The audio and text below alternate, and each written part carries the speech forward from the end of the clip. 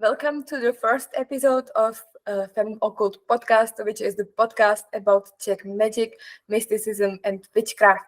Today, my guest will be obviously a witch, but also a YouTuber and an artist who writes her chapters into the magazine under the name Belladonna, which means beautiful lady, but also deadly nightshade.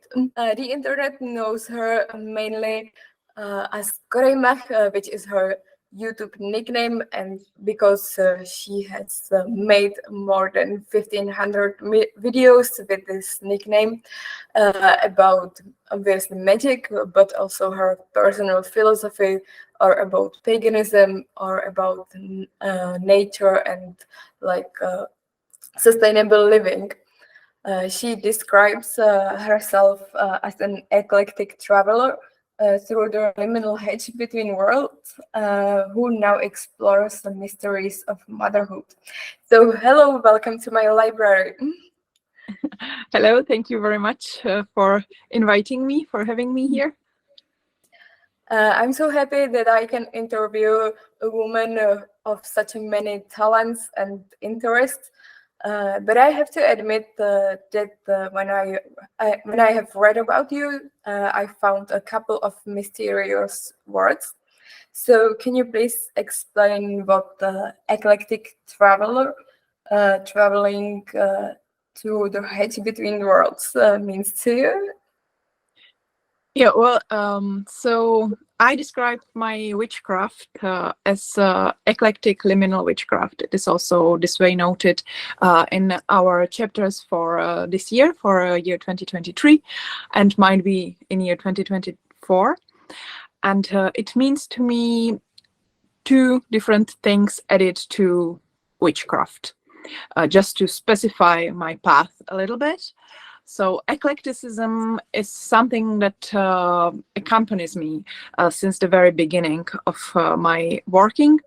And it means that I use in my cauldron, or I combine in my cauldron, all the different paths and different ways of working with magic. In the same time, I'm respectable, or I respect the traditions and the traditional paths, and I'm doing my best when I'm taking a direction through some, let's say, Germanic or Slavic paganism, that I make it just, and that I'm using the stuff that is connected or related to it.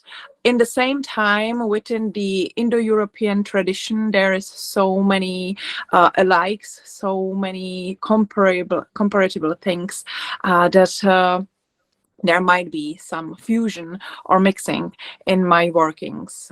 In the same time, I work with ceremonial magic, a little bit with Kabbalah, a little bit with this and that. So I take from each path what is working the best for me. In the same time, being like not nice or kind, but doing my best to not to break the tradition, and use the paths that worked for people who were focusing only on one specific of them. And it is a bit about syncretism as well, and comparison of symbols and correspondences. So that's something that is really, really interesting to me. And the part liminal witchcraft that started to appear in my practice, or in the description of my practice, about 3 years ago, when I used to write a lot on my experience from hedge witchcraft.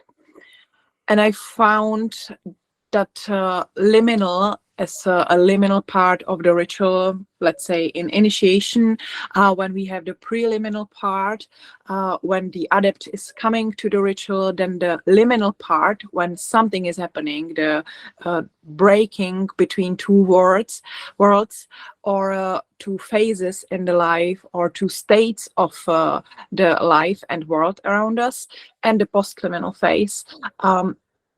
That this liminality, which is not only hedge hedgerow or a hedge on its own, the hedge in the nature, that it appears to me in the astral spaces or between some worlds within the astral space. So that is my path, which I walk and which seems to be open to me. So that's why I'm using these two words connected to my witchcraft. Why have you chose the name Belladonna?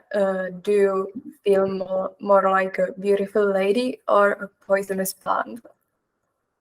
I chose this name on the very beginning of the whole project of FEMME OCCULTE, because we were thinking for quite a long time, how will we write? What kind of pen names will we use? Because we didn't want to use our official names that we have on our IDs.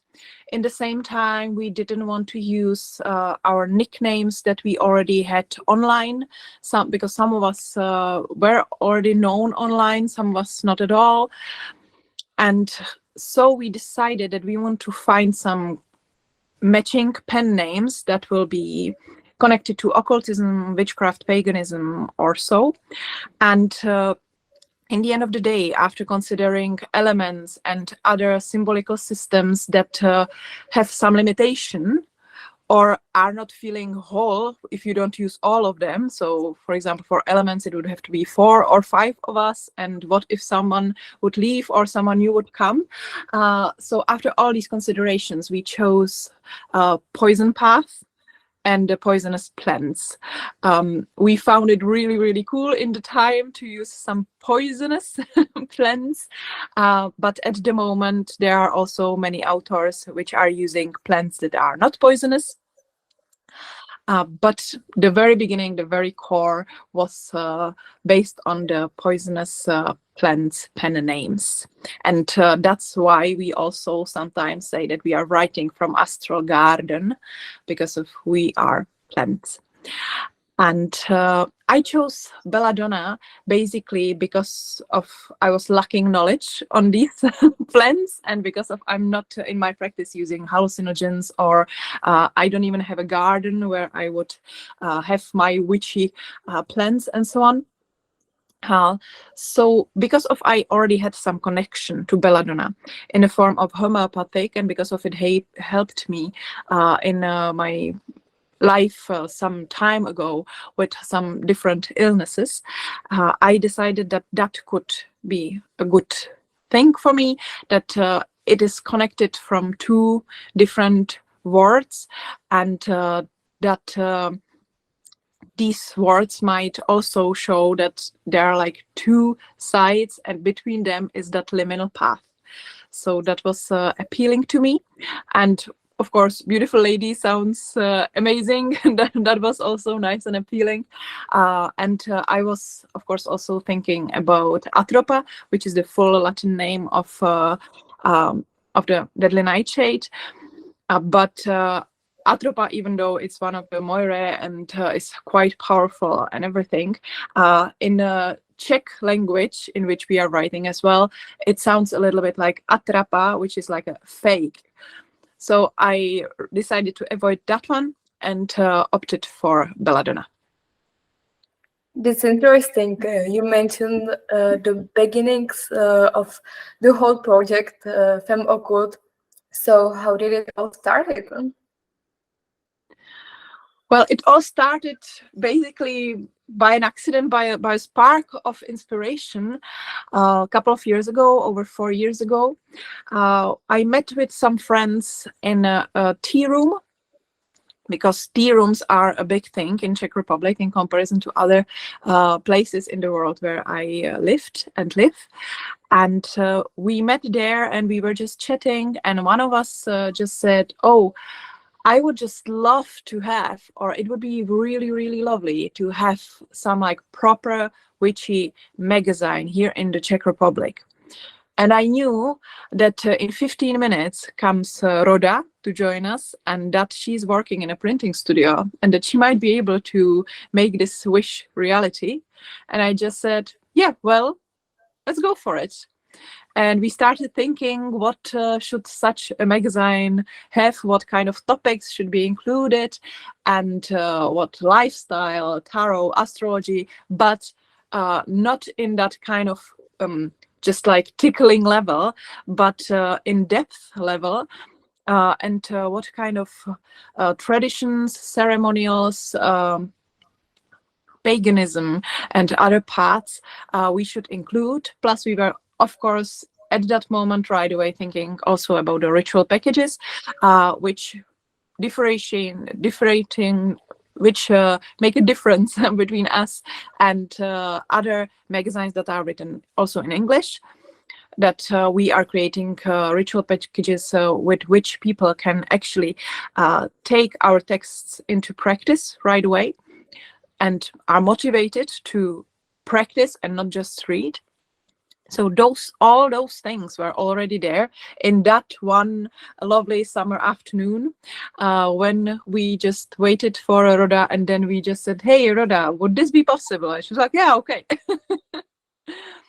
And that was the very start. Yep. So how would you describe those 4 years with the magazine? How was it changing during this time?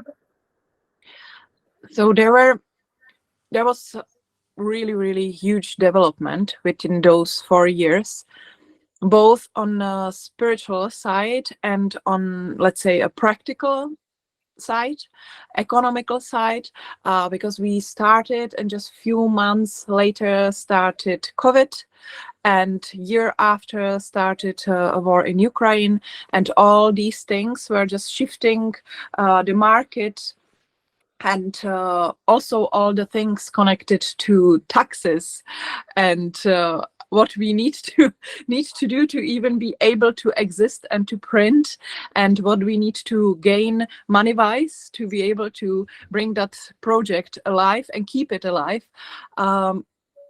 That all gave us quite a school, which is also applicable in other types of businesses than just Witchcraft or Witchy magazine or witchy books and items.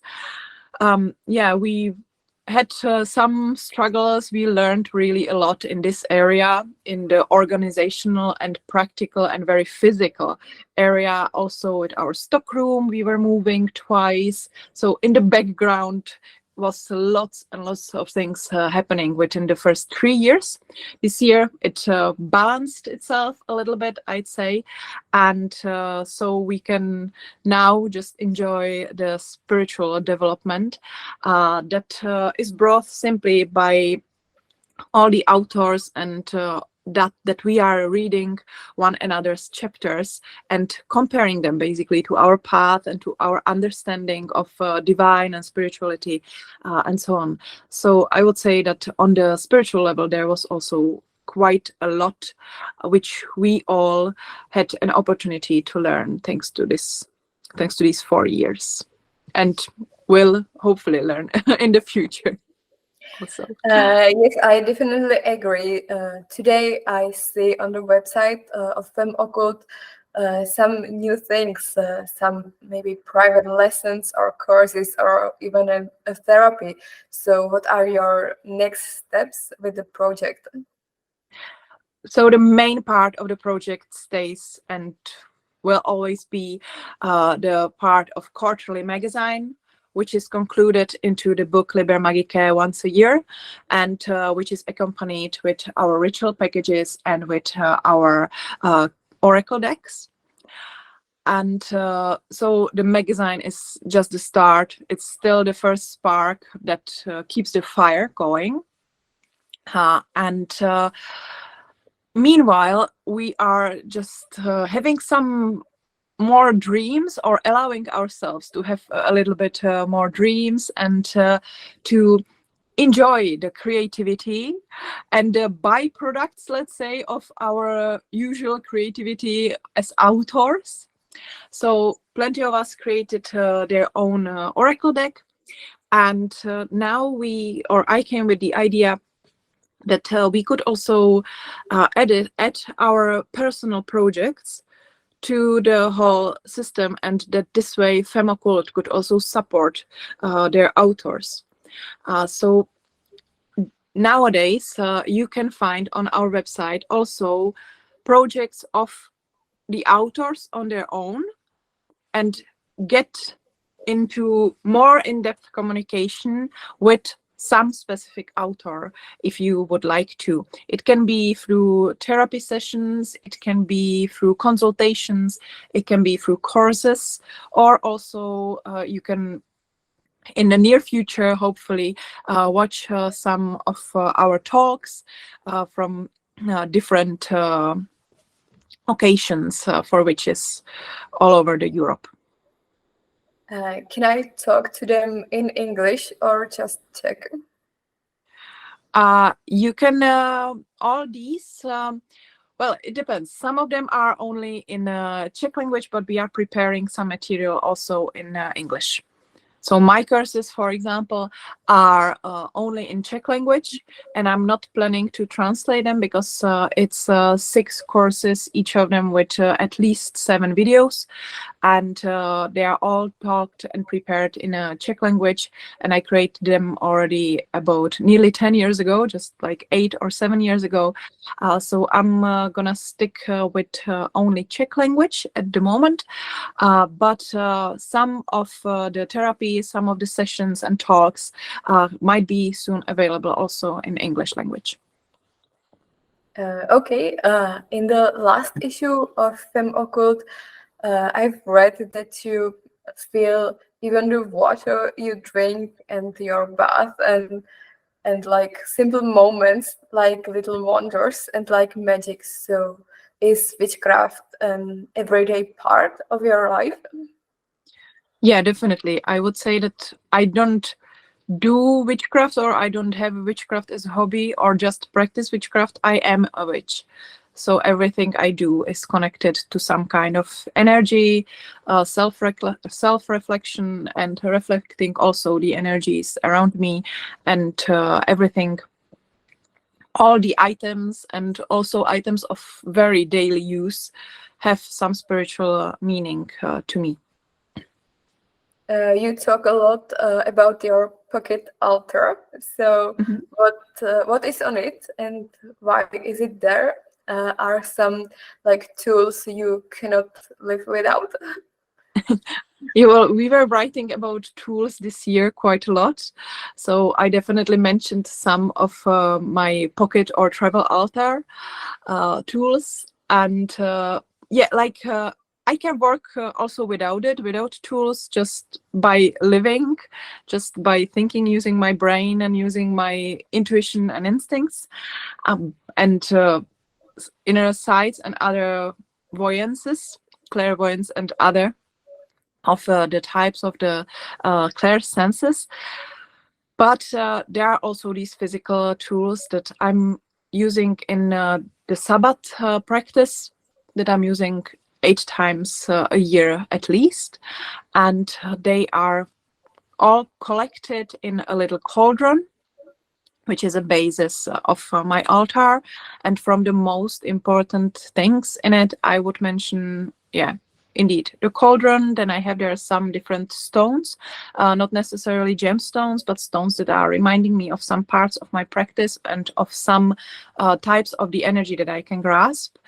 And then I have there the florid druidic egg for scrying, and a bracelet that is connecting me to the world of, in Kabbalah it would be called kingdom, in Germanic tradition it would be called Midgard. So simply a bracelet that can always show me where am I at home, where am I supposed to come back from the astral planes. It's very nice. Do you have some gods or goddesses who are especially close to you? Yeah, I'm working quite a lot with the Germanic pantheon. That's probably the closest to me, and I also have ancestry from Germany, from both sides, from mom's and dad's side. And I also live in Germany nowadays, so it is just convenient, basically, to work with these gods, to work with mainly Odin and Freya. And I'd say I used to search for some deity that would be there, that would be not that popular, that that would not be like taken by everybody and called to by everyone. And I worked quite a lot also with goddess Nertus, which is connected to the earth. But in the end of the day, Odin and Freya are those who are coming back to me, even though I'm searching sometimes for someone else to help me with things. They are usually there also in the times when I have struggles to work with my spirituality and so on. Yeah. Do you think that has something to do with the fact you live in Germany now? I'm not totally sure if they called me here, because here Germany is not feeling like my spirituality entirely. In Czech Republic, it was a little bit easier to walk with spirits, and in Ireland there were some different energies, of course, some very, very different types of spirits and so on. But still, Odin used to visit me there as well when I lived in Ireland for 3 years. And now I'm 5 years in Germany, and it is much harder here to connect, even though the witchcraft is mirrored in many, many folk stories and kids stories, fairy tales, and the witches have like really nice role there. And there are series about witches who are like riding horses and being normal people, just witches, which I find quite amazing. Spiritually, it was hard for me to connect here with the place, or harder. Yes, okay. Do you see any other cultural differences in the approach to magic and witchcraft in different countries? Yeah, definitely. I would say that Czech Republic is quite open, like the society is quite open to anything and everything, what the people approach and how is their lifestyle and how is their spirituality, because there's only about 30% people signed for some kind of a big or major religious movement, like Christianity, mostly in Czech Republic. And in Ireland, there was this magic, like from Wicca fairy tale-ish path. It was also quite beautiful. In the same time, the druidry entwined in it. It was really lovely there as well. And I used to work in Czech Republic in a coven where we were really a circle. So each of us was preparing one of the rituals, and this way we were circling through the year, or through the wheel of the year. And in Ireland, I was working under a high priestess, so that was a little bit different. I learned new things, and it was absolutely amazing. It was quite great, as she was or she is initiated in traditional Wicca, and mixed this with Awen and or Irish Imas and the 3 worlds and 3 other elements, and we used to work with this kind of fusion, and that gave me quite a lot.